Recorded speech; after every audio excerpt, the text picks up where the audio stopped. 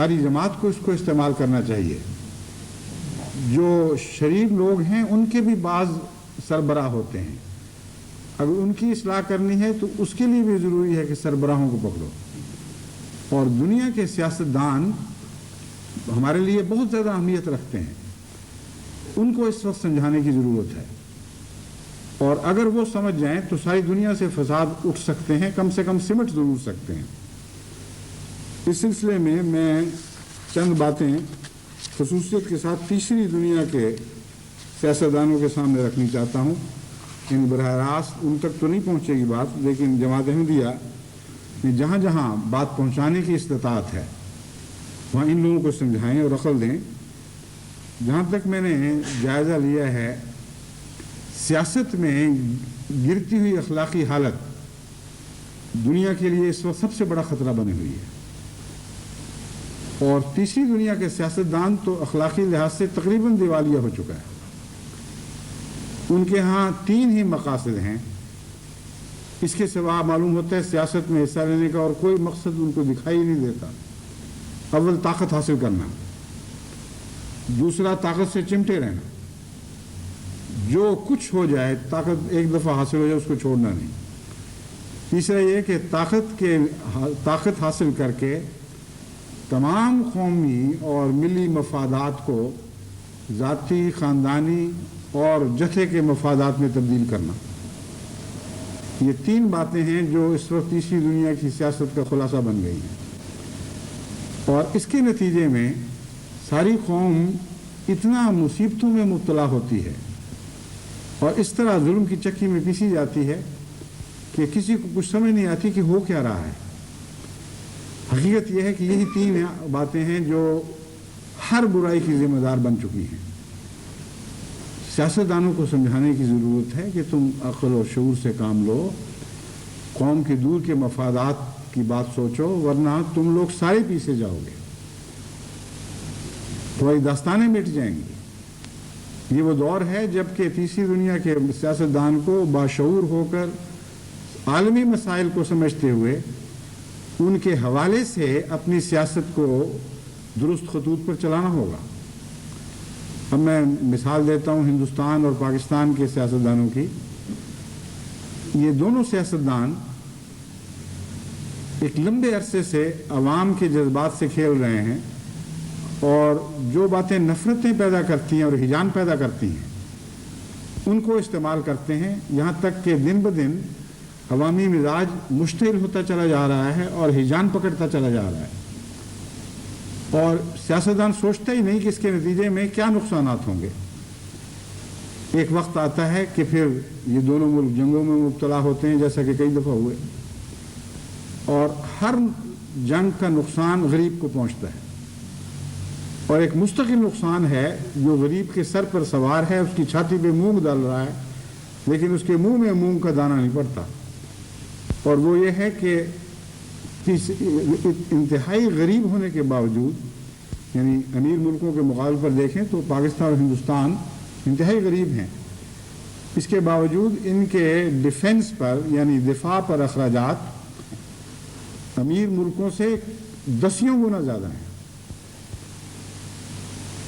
60% ساری قومی دولت کا دفاع پر خرچ ہو رہا ہے.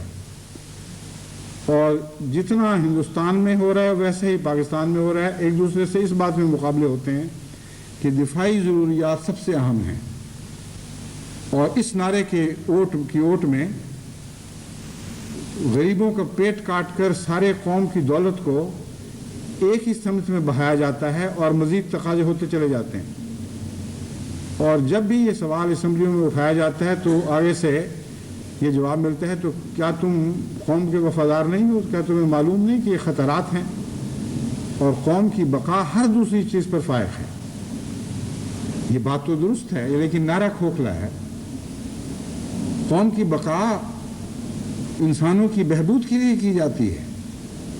اگر قوم کی بقا انسانی بہبود کے خون چوس جائے تو اس بقا کا کیا مقصد ہے؟ اور خطرات کے متعلق یہ دیکھا نہیں جاتا کہ آ کہاں سے رہے ہیں.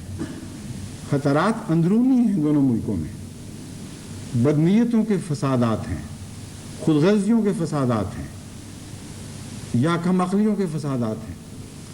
دونوں ملک کے غریب عوام کو بعض جذباتی نعروں میں مبتلا کر کے ان کو اتنا زیادہ مشتعل کر دیا جاتا ہے اور پھر ان کی سوچوں کو ایسا معوف کر دیا جاتا ہے کہ وہ آئندہ اپنے وہی رہنما چنتے ہیں جو ان باتوں میں ایک دوسرے سے سبقت لے جا رہے ہیں۔ عقل دینے والا رہنما قوم کو پسند ہی نہیں رہتا۔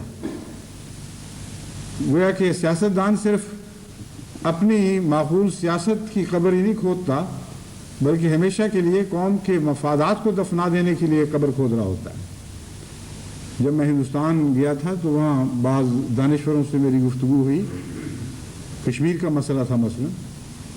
میں نے ان سے کہا کہ آپ عقل سے کام لیں اور اس مسئلے کو اس طریق پر سمجھائیں، تفصیلی باتیں ہوئیں تو انہوں نے کہا کہ جی یہ تو یوں مسئلہ ہے، پاکستان یوں کر رہا ہے اور فلاں یوں کر رہا ہے۔ میں نے کہا دیکھیں آپ یہ فرضی باتیں یا مصنوعی باتیں چھوڑ دیں، واقعہ یہ ہے کہ آپ کے ملک کا غریب کشمیر کی چکی میں پیسا جا رہا ہے۔ اگر کشمیر کا مسئلہ اتنی دیر تک نہ چلایا جاتا تو ہندوستان کے دفاع پر آپ کو 10واں حصہ بھی خرچ نہ کرنا پڑتا۔ یہی حال پاکستان کا ہے۔ کیا یہ حقیقت ہے کہ نہیں؟ اگر ہے تو عقل سے کام لیں، غور کریں کہ اس اتنی خوفناک جو خون چوسنے والی جونک لگ گئی ہے آپ کے ساتھ، اس کو اتارنا کس طرح ہے؟ اب تو یوں لگتا ہے کہ جونک پالنے کے لیے سارا خون بنایا جا رہا ہے۔ جب باتیں تفصیل سے آگے بڑھیں تو پھر انہوں نے وہ بات سمجھ گئے، اور میں اس بات سے بڑا خوش ہوں کہ ہندوستانی سیاستدانوں نے جب بات سمجھی ہے تو اس کے مطابق پھر اپنے آپ کو ڈھالنے کی بھی کوشش کی ہے۔ چنانچہ وہ بات سمجھ کر انہوں نے کہا کہ بات اب میں سمجھ تو گیا ہوں، ضرورت اسی بات کی ہے، اور جو اصول آپ نے بیان کیے ہیں ان سے بھی مجھے اتفاق ہے کہ انہی اصولوں پر معاملے طے ہونے چاہیے، مگر کریں کیا؟ ہمارے عوام اس کو سن ہی نہیں سکتے۔ عوام میں ان باتوں کی برداشت کی طاقت نہیں ہے۔ میں نے کہا یہ کیوں ہوا ہے؟ اس لیے کہ 20 30 40 سال سے آپ لوگ یعنی قوم کے رہنما عوام کا مزاج بگاڑ رہے ہیں، اس کی بیماریوں کی پرورش کر رہے ہیں، اس کی مزاج کی اچھی صحت مند حالتوں کو اجاگر کرنے کی کوئی کوشش نہیں کی گئی۔ دو قسم کے نبضوں پر ہاتھ رکھنے والے ہوتے ہیں، ایک حکیم ہے جو نبض پر ہاتھ رکھتا ہے، وہ اس لیے کہ نبض کا مزاج سمجھے اور بیمار مزاج کی اصلاح کی کوشش کرے، اور ایک سیاستدان ہے جو قوم کی نبض پر انگلیاں رکھ دیتا ہے، اس لیے سے کہ مزاج کو سمجھے اور بگڑے ہوئے مزاج کو اور ابھارے۔ بالکل برعکس مقاصد کے لیے نبض دیکھی جاتی ہے۔ یعنی ہمارے غریب ملکوں میں یہی حال ہے اس وقت کہ ہر سیاستدان، سب سے بڑا قابل اور عیار اور شاطر سیاستدان وہ ہوگا جو قوم کی نبض بیمار سمجھ کر اس بیماری کو ابھارے، اس کے ساتھ کھیلے، اور اس کے نتیجے میں اس بیماری کا پھل بن جائے، اس بیماری سے طاقت حاصل کر کے وہ قوم کا رہنما بنے۔ یہ اصلاح جب تک سیاست کے مزاج کی جب تک اصلاح نہیں کی جاتی، ان کو سمجھایا نہیں جاتا کہ تم دیکھو ہم لوگ مارے جا رہے ہیں، پیسے جا رہے ہیں مظالم میں، ہمارے ہاں غربتیں بڑھ رہی ہیں، سفاکی بڑھ رہی ہے، ظلم بڑھ رہے ہیں، اور جتنا جتنا ملک اقتصادی لحاظ سے نیچے گرے گا اتنا ہی زیادہ جرائم اوپر چلیں گے، اوپر بڑھیں گے یا اوپر کی طرف بڑھیں گے، کیونکہ یہ ایک طبعی قانون ہے جس کو آپ بدل نہیں سکتے۔ اقتصادی گراوٹ کے نتیجے میں لازماً جرائم بڑھتے ہیں، اقتصادی ترقی سے بھی بڑھتے ہیں مگر اور قسم کے۔ مگر جب قوم اقتصادی ترقی کا کچھ مزہ دیکھ لے اور کچھ مزاج گندے ہو چکے ہوں، پھر اقتصادی گراوٹ بہت تیزی کے ساتھ جرائم کی پرورش کرتی ہے۔ تو آپ کا تو آوے کا آوا بگڑ چکا ہے یا بگڑ جائے گا اگر آج نہیں بگڑا تو۔ آثار بہت خطرناک ہیں، یہ ان کو سمجھانے کی ضرورت ہے۔ پھر یہ بتانے کی ضرورت ہے کہ سیاست میں کچھ اصول بنائیے، معاملات حل کرنے سے پہلے آپس میں یہ تو فیصلہ کریں کہ ہم عدل کو دنیا میں قائم کریں گے، اور جو بھی معاملات طے ہوں گے عدل کے اصول پر ہوں گے، کیونکہ عدل کا اصول کسی بارڈر کے پاس جا کے رک نہیں جایا کرتا۔ عدل ایک بین الاقوامی تصور ہے۔ ہندوستان پر بھی اسی طرح اس کی راجدھانی ہوگی جیسے پاکستان پر ہوگی، لیکن عدل کی اطاعت تو قبول کریں، اگر نہیں کریں گے تو کوئی مسئلہ حل نہیں ہو سکتا، تلوار کے ذریعے کوئی مسئلہ حل نہیں ہو سکتا، تلوار کے ذریعے اور زیادہ مسائل پیدا ہوں گے، خون بہیں گے، غریبوں کے خون چوسے جائیں گے، دن بدن آپ کی اخلاقی حالتیں گرتی چلی جائیں گی۔ اس لیے ایک ہی طریق ہے جس کو آپ کو لازماً اپنانا پڑے گا، یعنی عدل کا وہ تصور قبول کریں جو قرآن کریم نے پیش فرمایا ہے۔ نہ وہ مذہب کو جانتا ہے، نہ وہ رنگ نسل کو جانتا ہے، نہ کسی جغرافیائی حدود کا آشنا ہے، وہ انسانیت کا آشنا ہے، انسانیت کا دوست ہے۔ بس یہ قطعی فیصلہ کرنے کے بعد، جو بہت مشکل اور کڑوا فیصلہ ہے، پھر بعض نتائج نکالنے ہوں گے، پھر قوم کی تربیت کرنی ہوگی، دونوں طرف ایک بڑی وسیع مہم چلانی ہوگی کہ قوم کے مزاج میں عدل داخل کیا جائے، ان کی نفسیاتی کمزوریوں کو پکڑ کر ان کی اصلاح کی کوشش کی جائے۔ اسی ضمن میں ایک بہت ہی اہم بات مذہب سے تعلق رکھنے والی ہے۔ مذہب کا استعمال ان دونوں ملکوں میں اتنا بھیانک ہے اور اتنا منفی ہے کہ اگر سیاسی اصلاح ہو بھی جائے تو مذہب اس قوم کا پیچھا نہیں چھوڑے گا۔ مذہب میں آج تک شاید کبھی کسی قوم میں ایسی ٹریجڈی، اتنا بڑا المیہ نہ ہوا ہو جتنا اس وقت پاکستان اور ہندوستان میں کھیلا جا رہا ہے۔ یعنی دونوں طرف ایسے مذہبی دیوانے ہیں جو مذہبی تعلیم کے دشمن ہیں اور مذہبی نظریات کے عاشق ہیں۔ اتنا بڑا تضاد ہے کہ اس تضاد کے ساتھ کہیں سچائی پنپ بھی نہیں سکتی۔ یعنی ہندو بھی ہندو نظریے کے تو عاشق ہیں، لیکن ہندو اخلاقی تعلیم سے لابلد ہیں، کلیتاً ناآشنا ہیں، اور ادھر مسلمانوں کا حال یہ ہے کہ روزمرہ اخلاقی گراوٹ زیادہ سنگین ہوتی چلی جا رہی ہے، لیکن نظریات کی حفاظت کی خاطر سب کچھ قربان کر رہے ہیں، اور نظریات جو اخلاق پیدا کرنا چاہتے ہیں اس طرف کوئی توجہ نہیں۔ اس لیے صرف سیاست کی اصلاح کی بات نہیں ہے، سیاست کو مذہبی اصلاح کی طرف بھی توجہ کرنی ہوگی، اور پہلی توجہ تو یہ کریں کہ مذہب میں دخل اندازی چھوڑ دیں۔ سب سے بڑی مصیبت یہ ہے کہ سیاست خود مذہب کو گندا کرنے میں مددگار ثابت ہو جاتی ہے۔ غلط وہی نبض والا حال ہے، مذہبی لوگوں کی نبض پر سیاستدان ہاتھ رکھتا ہے، اور جو ان میں شریف النفس لوگ ہیں ان کو ناکارہ کر کے ایک طرف پھینکتا چلا جاتا ہے۔ وہ جو حق گو ہیں، جو ہر حال میں کلمہ حق بیان کرنے کی طاقت رکھتے ہیں، وہ سیاستدان کے کسی کام کے نہیں رہتے، وہ سارے گندے انڈوں کی طرح ایک طرف پھینک دیے جاتے ہیں۔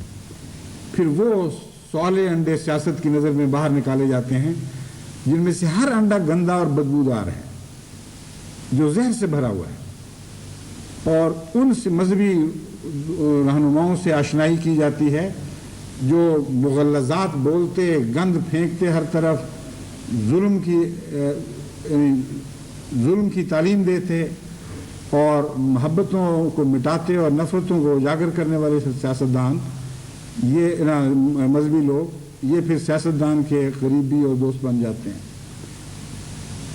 مذہبی دنیا میں بھی بعض اصول جاری کرنے کی ضرورت ہے، دونوں طرف، ہندوستان میں بھی اور پاکستان میں بھی۔ جس طرح سیاست میں عدل کے تصور کو اپنانے کے بعد، اس اصول کو پکڑ بیٹھنے کے بعد پھر مسائل حل ہو سکتے ہیں، اسی طرح مذہبی امور میں بھی بعض بنیادی اصولی فیصلے کرنے ہوں گے۔ ایک فیصلہ تو یہ ضروری ہے کہ ہم اپنے مذہب کو اپنی سیاست پر حکمران نہیں کریں گے۔ یہ مضمون جو ہے یہ میں تفصیل سے سمجھاتا ہوں۔ مذہبی اقدار کو، مذہبی اخلاق کو سیاست پر حاکم کرنا ضروری ہے، لیکن مذہبی نظریات کو اگر سیاست پر حاوی کر دیں گے تو دونوں جگہ مختلف قسم کی متقابل حکومتیں وجود میں آئیں گی۔ اگر پاکستان میں مثلا جو ایسی حکومت جسے وہ اسلامی کہتے ہیں، جس کا تصور ابھی تک واضح ہو کر کسی مولوی کے دماغ میں بھی نہیں آج تک ابھرا، لیکن نعرہ موجود ہے، بس میں اس نعرے کے حوالے سے کہتا ہوں کہ جسے وہ اسلامی حکومت کہتے ہیں، اگر وہ حکومت نافذ کریں تو جہاں تک میں نے ان کے اسلامی تصور کا مطالعہ کیا ہے وہ عدل سے آ رہی ہے، وہ یک طرفہ ہے۔ اس کا نعرہ یہی ہے کہ اس ملک میں اول شہری مسلمان ہوگا اور ہر دوسرے شہری کے کوئی حقوق نہیں ہوں گے، مسلمان کے تابع ہوں گے، یہاں تک کہ مسلمان کے مقابلے پر اس کی گواہی بھی نہیں سنی جائے گی۔ اس قسم کا خوفناک مذہبی نظام جاری کرنے کا تصور مولویوں کے دل میں ہے کہ اگر اس تصور کو قبول کر لیں اور سیاست کو مذہب کے تابع کر لیں تو اس کے برعکس ہندوستان میں بھی یہ حق ہوگا، اور ایک طبی انسانی حق ہوگا کہ وہ ہندو تصور کو وہاں نافذ کریں۔ بس اگر ہندوستان میں ہندو مذہبی تصور قانون کا حصہ بن جائے یا قانون پر حکومت کرنے لگے اور پاکستان میں مسلمانوں کا موجودہ اسلامی تصور پاکستان کا حکمران ہو جائے تو ناممکن ہے کہ قیامت تک ان دونوں قوموں میں صلح ہو سکے۔ پھر تو دونوں طرف خون کی ہولیاں کھیلی جائیں گی اور ہمیشہ ایک دوسرے سے نفرت بڑھتی ہی چلی جائے گی، اور سیاسی اصلاح ایک کوڑی کے کام کی بھی نہیں رہے گی۔ اس لیے یہ دونوں اصلاحیں بیک وقت ضروری ہیں۔ یہ اصول بنانا ضروری ہے کہ ہندوستان میں بھی حکومت آزاد ہو اور انصاف پر مبنی ہو، حق پر مبنی ہو، کسی ایک مذہب کے تصور پر مبنی نہ ہو۔ تمام بنی نوع انسان جو اس ملک کے باشندے ہوں ان کے تمام کے حقوق برابر ہوں، اور چونکہ ان کے مذہب مختلف ہو سکتے ہیں اس لیے مذہب کی طرف سے حقوق نہیں بانٹے جائیں گے، بلکہ ایک یکساں انسانی اصول کے تابع حقوق بانٹے جائیں گے، اور وہ وہی تصور ہے جس کو قرآن کریم عدل کا تصور، حق کا تصور، عدل اور حق کے تصور کے طور پر پیش کرتا ہے۔ یہ فیصلہ جب ہوتا ہے تو اس کے ساتھ ہی بعض اس کی مزید کڑیاں ہیں، ان کو بھی دیکھنا ہوگا، ان پر بھی ہاتھ ڈالنا ہوگا، ورنہ صحیح معنوں میں انصاف کے ساتھ ان باتوں پر عمل ہو نہیں سکتا، یعنی سنجیدگی اور سچائی کے ساتھ ان باتوں پر عمل نہیں ہو سکتا۔ وہ ہے مذہبی نفرتیں پیدا کرنے کا رجحان، مذہب میں ایک دوسرے کے خلاف غلیظ زبانیں استعمال کرنے کا رجحان، مذہبی دل آزاری کا تصور، اور یہ کوشش کہ مذہبی دل آزاری کے نام پر ہر مقابل کے حقوق تلف کر لیے جائیں۔ یہ بیماریاں ہیں جن کی اصلاح کے بغیر اعلیٰ درجے کا مذہبی ماحول قائم نہیں ہو سکتا۔ اس سلسلے میں 3-4 باتیں اصول کے طور پر مختصراً میں آپ کے سامنے رکھتا ہوں۔ پہلا مذہبی اصول جو دونوں طرف تسلیم کرنا اور پھر اس کو سمجھوتوں کے ساتھ رائج کرنا ضروری ہے، وہ مذہبی آزادی کا حق ہے۔ ہر قوم کو، ہر قوم کے ہر طبقے کو، ہر مکتبہ فکر کو مذہبی آزادی کا حق ہوگا۔ اس پر دونوں حکومتوں کے سمجھوتے ہونے ضروری ہیں اور ان پر عمل پیرا ہونا ضروری ہے۔ مذہبی آزادی کا جب حق آپ دیتے ہیں تو اگلا قدم تبلیغ کا بیچ میں داخل ہو جاتا ہے۔ کیا الف کو بے کو تبلیغ کرنے کی اجازت ہے یا بے کو بھی الف کو تبلیغ کرنے کی اجازت ہے؟ مذہبی آزادی کے تصور میں ہر طرف سے ہر مذہب سے تعلق رکھنے والے انسان کو برابر تبلیغ کا حق ہوگا۔ جب تبلیغ کا حق دیتے ہیں تو پھر فتنہ و فسادات کا گویا دروازہ کھولا جاتا ہے۔ کیا تبلیغ کا حق دینا اور فتنہ و فساد کا دروازہ کھولنا ایک ہی چیز کے دو نام ہیں؟ یہ مسئلہ حل کرنا ضروری ہوگا۔ تبلیغ کے ذریعے فتنہ کیوں پھیلتا ہے، پہلے تو اس پر غور کرنا ضروری ہے۔ اگر اس لیے پھیلتا ہے کہ تبلیغ کرنے والا غلیظ زبان استعمال کرتا ہے، گند بولتا ہے، مخالف آدمی کو اور اس کے رہنماؤں کو گالیاں دیتا ہے، اور جہاں زور چلے وہاں تلوار استعمال کرتا ہے، تو پھر اس چیز کا نام تبلیغ کی آزادی یا تبلیغ کا حق دینا نہیں ہے۔ یہ تو حد سے زیادہ حماقت اور جہالت ہے، اسے تبلیغ قرار دے ہی نہیں سکتے۔ اس لیے اس کو تبلیغ کا حق قرار دے کر اس کو کسی ملک میں جائز قرار دینا خودکشی کے مترادف ہوگا۔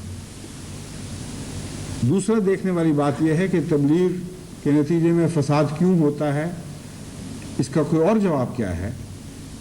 اس کا دوسرا جواب اور حقیقی اور اصل جواب وہ ہے جو انبیاء کے آغاز پر ان کی خون سے لکھی ہوئی تاریخ سے ہمیں ملتا ہے۔ جتنے دنیا میں انبیاء آئے ہیں، جتنے مذہبی بڑے بڑے رہنما مقدس بزرگ پیدا ہوئے ہیں، انہوں نے جب بھی تبلیغ کی ہے فتنہ و فساد ہوا ہے اور خون بہایا گیا ہے۔ اور یہ بات آغاز آفریت سے پہلے ہی اللہ تعالیٰ نے فرشتوں سے مکالمے کی صورت میں لوح محفوظ پر لکھ رکھی تھی، اور قرآن کریم نے اس لوح محفوظ سے لے کر ہمارے سامنے بیان کی۔ خدا تعالیٰ نے فرمایا، فرشتوں سے کہا کہ میں دنیا میں خلیفہ پیدا کرنا چاہتا ہوں۔ تو انہوں نے جواب دیا، کیا اس لیے کہ وہ خون بہائے زمین میں اور فساد برپا کرے؟ تو فرشتوں نے بھی اپنی لا علمی کے نتیجے میں یا معصومیت کے نتیجے میں ابن آدم کو خدا کے خلیفہ کو ہی ذمہ دار قرار دے دیا اس فساد اور اس فتنے کا جو اس کی پیدائش کے بعد ظہور میں آنا تھا، مگر اللہ تعالیٰ نے ان کی بات کو رد فرما دیا، غلط قرار دیا، جس کا مطلب ہے کہ غلط تجزیہ کر بیٹھے ہیں۔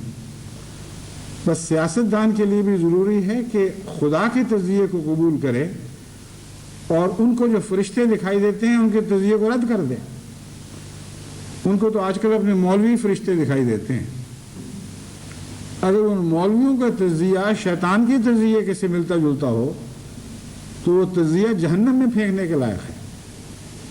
خدا ہی کا تجزیہ درست ہے، اور اللہ کا تجزیہ جو بعد میں نبوت کی تاریخ کی صورت میں ہمارے سامنے کھلا ہے اور کھلتا چلا گیا ہے، وہ یہ ہے کہ نبیوں نے تبلیغ میں ہمیشہ محبت سے پیغام دیا ہے، عقل سے پیغام دیا ہے، انصاف کے ساتھ پیغام دیا ہے، صلح کا پیغام دیا ہے، اور ہدایت اور حق کی طرف جس کو وہ حق اور ہدایت سمجھتے تھے پورے خلوص کے ساتھ بلایا ہے۔ قوم کو مار مار کر یہ باتیں نہیں سمجھائیں، بلکہ یہ باتیں سمجھاتے رہے یہاں تک کہ قوم نے مار مار کے ان کو لہو لہان کر دیا۔ حضرت اقدس محمد مصطفیٰ صلی اللہ علیہ وآلہ وسلم جب طائف گئے تھے اس وقت بھی تو ایک فتنہ پیدا ہوا تھا۔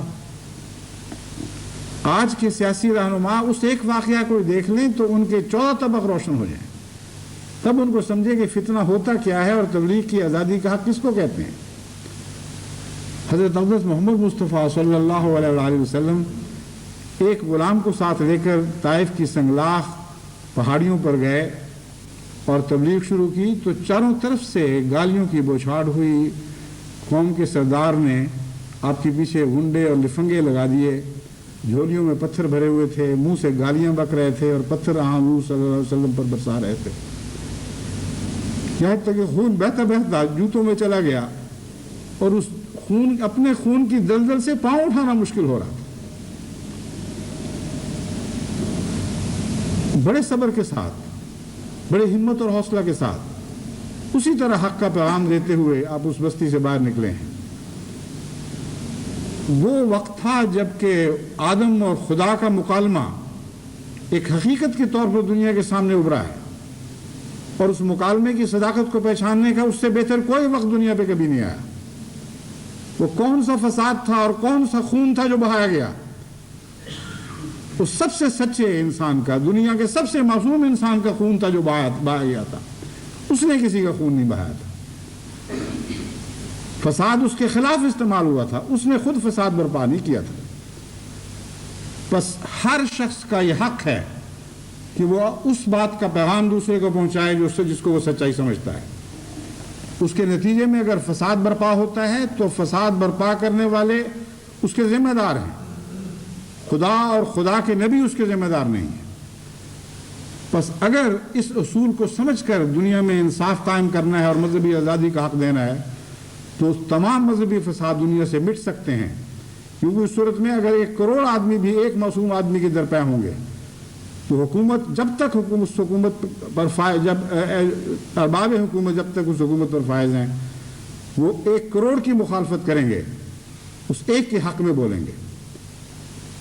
کیونکہ جب محمد رسول اللہ کا خون طائف میں بہایا جا رہا تھا تو تمام دنیا کے اربوں انسان بھی اگر اس وقت آپ کے مخالف ہوتے تو خدا اور اس کے فرشتے ایک محمد کی تائید میں کھڑے ہو جاتے اور ان کروڑوں کو جھوٹا قرار دیتے اور ہلاک ہونے کے لائق قرار دیتے۔ یہ قانون ہے انصاف کا جو مذہب کی دنیا میں لازماً لاگو کرنا ہوگا، اس کے بغیر مذہبی دنیا میں امن قائم ہو ہی نہیں سکتا۔ یہی وہ انصاف تھا جس نے نوح کی قوم کے ساتھ ایک سلوک کیا ہے۔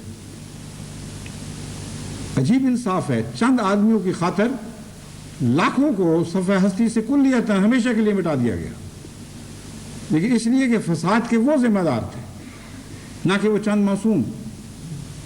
آج کل کی حکومتوں کا یہ قانون ہے کہ یہ دیکھو کہ 2 متقابل گروہوں میں سے کمزور کون سا ہے اور طاقتور کون سا ہے، اور یہ تسلیم شدہ سیاسی اصول ہے کہ ہرگز کمزور کی خاطر خواہ وہ حق پر ہو طاقتور اکثریت سے مقابلہ نہیں کرنا۔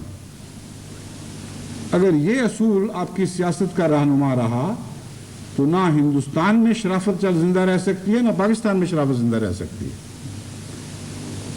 اور بھی اس قسم کی باتیں ہیں جو مختلف زاویوں سے بیان کی جا سکتی ہیں، لیکن وقت چونکہ تھوڑا رہ گیا ہے، میں حضرت مسیح موعود علیہ السلام کے 1-2 اقتباس پیش کر کے اب اس مضمون کو ختم کرتا ہوں۔ حضور فرماتے ہیں، اس بات کو کون نہیں جانتا کہ سخت دشمنی کی جڑ ان نبیوں اور رسولوں کی تحقیر ہے جن کو ہر ایک قوم کے کروڑہا انسانوں نے قبول کر لیا ہے۔ پھر فرماتے ہیں، دنیا کی مشکلات بھی ایک ریگستان کا سفر ہے جو عین گرمی اور تمازت آفتاب کے وقت کیا جاتا ہے۔ بس اس دشوار گزار راہ کے لیے باہمی اتفاق کے اس سرد پانی کی ضرورت ہے جو اس جلتی ہوئی آگ کو ٹھنڈی کر دے، نیز پیاس کے وقت مرنے سے بچاوے۔ ایسے نازک وقت میں یہ راقم آپ کو صلح کے لیے بلاتا ہے، جبکہ دونوں کو صلح کی بہت ضرورت ہے۔ آپ ہندو اور مسلمان کو مخاطب ہیں، آج میں بھی ہندو اور مسلمان کو خصوصیت کے ساتھ پاکستان کے مسلمان اور ہندوستان کے ہندو کو مخاطب ہوتے ہوئے یہ کہتا ہوں، جبکہ دونوں کو صلح کی بہت ضرورت ہے۔ دنیا پر طرح طرح کے ابتلا نازل ہو رہے ہیں، زلزلے آ رہے ہیں، قحط پڑ رہا ہے، اور طاعون نے بھی ابھی پیچھا نہیں چھوڑا۔ اور جو کچھ خدا نے مجھے خبر دی ہے وہ بھی یہی ہے کہ اگر دنیا اپنی بدعملی سے باز نہیں آئے گی اور برے کاموں سے توبہ نہیں کرے گی تو دنیا پر سخت سخت بلائیں آئیں گی۔ میں جو بار بار ہندوستان اور پاکستان کو عقل اور انصاف سے سمجھوتوں کی تعلیم دے رہا ہوں، اس کی ایک بڑی وجہ یہ ہے کہ مجھے آئندہ اس دنیا میں بہت بہت خوفناک ابتلا اور جنگیں دکھائی دے رہے ہیں۔ کچھ قرآنی تعلیم پر مبنی جو میں سمجھا ہوں ایسے ابتلا ہیں جو عالمگیر ہوں گے اور بہت بڑی تباہیاں لائیں گے، اور کچھ حضرت مسیح موعود علیہ السلام کے الہامات پر مبنی کچھ سیاسی حالات نے جو اپنی کہانی، اپنے مستقبل کی کہانی آج کے افق پر لکھنی شروع کر دی ہے، اس کو پڑھتے ہوئے مجھے معلوم ہے کہ بہت سخت دن آگے آنے والے ہیں، اور غریب قوموں کا فرض ہے کہ آج سنبھلیں اور اپنے حالات درست کریں، ورنہ ان حالات کا مقابلہ کرنے کی ان میں کوئی صلاحیت باقی نہیں رہے گی۔ امیر قومیں ہمیشہ غریبوں کے اختلاف سے فائدہ اٹھا کر ان کو آپس میں لڑاتی ہیں، اور اس کے نتیجے میں وہ دونوں طرف کے لوگ امیر قوموں کو اپنا ہمدرد سمجھ رہے ہوتے ہیں، اور ایک دوسرے سے لڑتے، ایک دوسرے کا خون چوس کر ہتھیار خریدتے، اور وہ ہتھیار ایک دوسرے کا خون بہانے کے لیے استعمال کرتے ہیں۔ یہ ایک مختصر سی کہانی ہے جو اس سارے دور کی تاریخ کا خلاصہ بن چکی ہے۔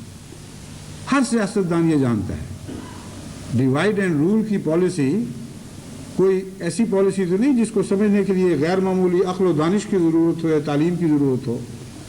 اسکول کا بچہ بھی جانتا ہے کہ مغربی قوموں نے دنیا پر ڈیوائڈ اینڈ رول کے ذریعے حکومت کی ہے، اور ہمارے سیاستدان انہی اسکولوں کے پڑھے ہوئے ہیں جہاں ابتدائی میں قاعدوں میں یہ بات لکھی گئی تھی، لیکن مرتے دم تک ہوش نہیں کرتے، اس لیے کہ خود غرضی اندھا کر دیتی ہے۔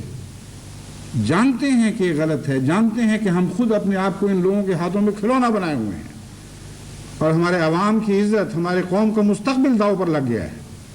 اس کے باوجود نفسانی خود غرضیوں کے نتیجے میں وہ 3 محرکات جو سیاست کے میں نے آپ کے سامنے رکھے تھے، وہ ان کی آنکھوں کے سامنے پردے بن جاتے ہیں۔